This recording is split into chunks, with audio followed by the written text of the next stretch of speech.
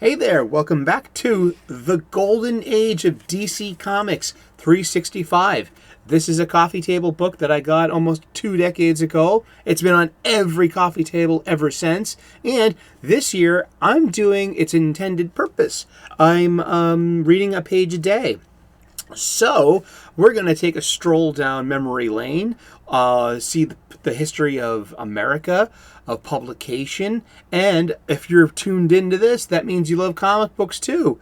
I love comic books. So, let's crack the book open and see what day it is. Today is January 22nd, and I'm going to look something up real quick, and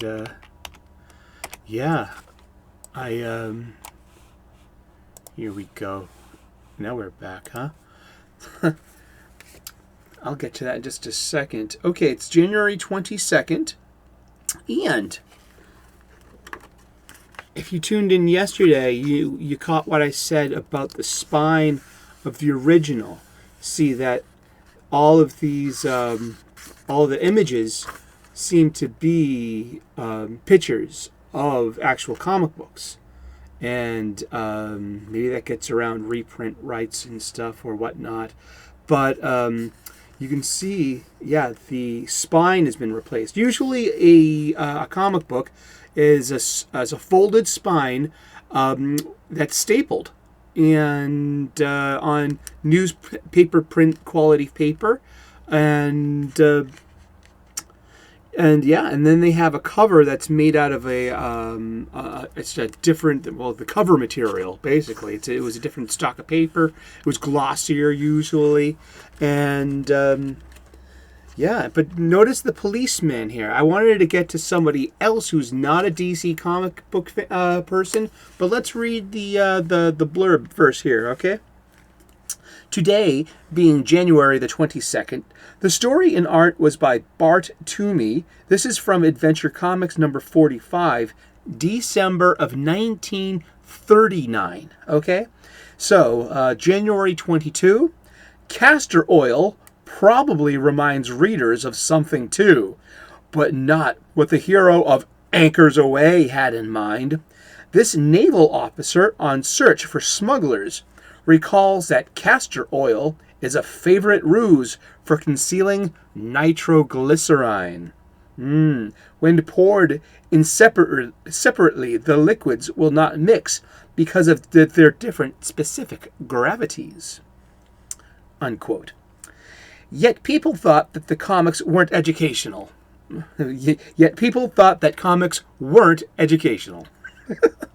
Exactly. Yeah, I've grabbed the dictionary, the encyclopedia, Wikipedia so many times for scientific and different concepts that I read about in comic books.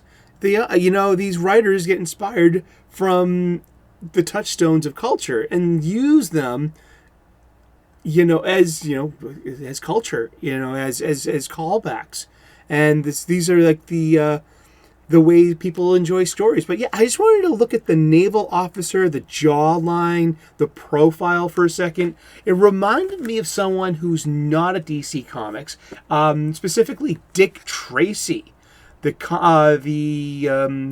famous comic book detective. He was on it was distributed by the New York Tribune, New York News Syndicate. It was because this was a daily. That was a daily funny paper, a daily comic strip in the newspaper, in the daily newspaper. Then you have a Sunday bigger one that was in color, and for the daily newspaper. These are specifically magazines that were made to sell adventure tales. Comic strips and newspapers were supplemental but it was part of the programming, as we would say. It was like part of the streaming package. That you had a sports section, a business section, housing section where you could probably find listings.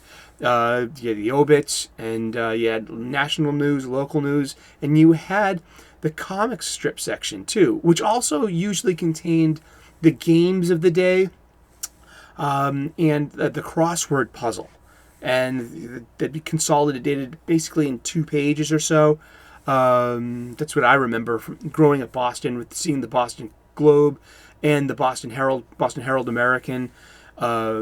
Yeah, I was reading the newspaper at a very young age. It impressed all the other project kids, apparently. But yeah, Dick Tracy, he debuted in October of 1931. So even though he's not in a comic book and he's not a superhero, I most definitely would say that Dick Tracy is a golden age hero.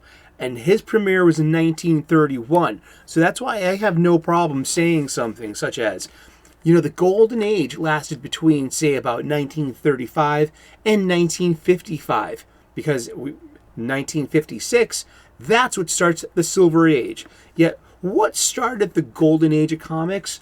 Well, it's kind of like, it's written in history.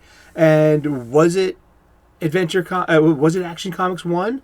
Or was it October 4th, 1931, on a Sunday in the Detroit Mirror, where Chester Gould premiered his city slicker, super cool and technologically advanced sci-fi science hero-ish Dick Tracy. He was the synthesis of the gumshoe narration at the time of the detective comics, mixed with the Flash Gordon or the Buck Rogers with a little flair of sci-fi. This watch I have today was foretold in Dick Tracy comics. This Apple Watch that we all have. There was a camera on this and a little radio, and he would be able to contact headquarters.